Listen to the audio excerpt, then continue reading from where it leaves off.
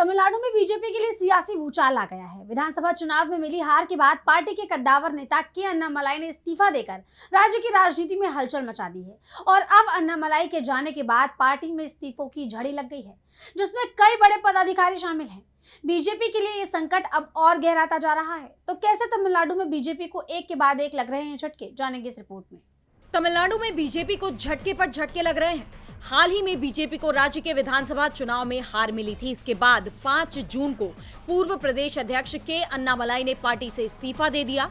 उन्होंने अपनी नई पार्टी बनाकर अगला चुनाव लड़ने का ऐलान कर दिया। लेकिन कहानी यही खत्म नहीं होती। असली खेल तो अब शुरू हुआ है। पार्टी के लिए एक और बुरी खबर आई है। अन्नामलाई के जाते ही तमिलनाडु बीजेपी में बड़ी बगावत शुरू हो गई है। उनके इस्तीफे के महज कुछ ही घंटों के अंदर 15 बड़े पदाधिकारियों ने पार्टी छोड़ दी है। इनमें सबसे बड़ा नाम प्रदेश उपाध्यक्ष करू नागराजन का है। स्टेट सेक्रेटरी सुमति वेंकटेश ने भी इस्तीफा दे दिया है। पेरम्बलूर जिले की महासचिव उमा हेमवती और पूर्व जिला अध्यक्ष सेल्वराज ने भी बीजेपी को अलविदा कह दिया है। इतनी बड़ी बगावत के पीछे की वजह पूर्व नेता उमा हेमावती ने बताई। उनका कहना है कि वे पीएम मोदी का बहुत सम्मान करती है, लेकिन राज्य बीजेपी में गुटबाजी बहुत ज्यादा बढ़ गई है। उनका साफ कहना है कि हम राजनीति में अन्नामलाई के लिए ही आए थे।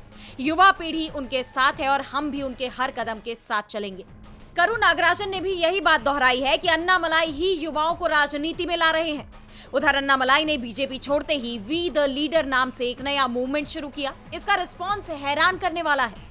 लॉन्च होने के सिर्फ 10 घंटे के अंदर 10 लाख से ज्यादा लोगों ने इसमें रजिस्ट्रेशन करा लिया। उनका लक्ष्य राज्य से वंशवाद और व्यक्तिवादी राजनीति को पूरी तरह खत्म करना है। इसमें एक कड़ा नियम भी बनाया गया है। इस संगठन में कोई भी स्थायी विधायक, संसद या मंत्री नहीं होगा, खुद अन्नामलाई भी नहीं। कुछ दिन पहले मौजूदा बीजेपी अध्यक्ष नयनार नागेंद्रन ने दावा किया था कि अन्नामलाई के जाने से पार्टी पर कोई असर नहीं पड़ेगा, लेकिन आज जो तस्वीरें दिख रही हैं वो उन्हें बिल्कुल गलत साबित कर रही हैं।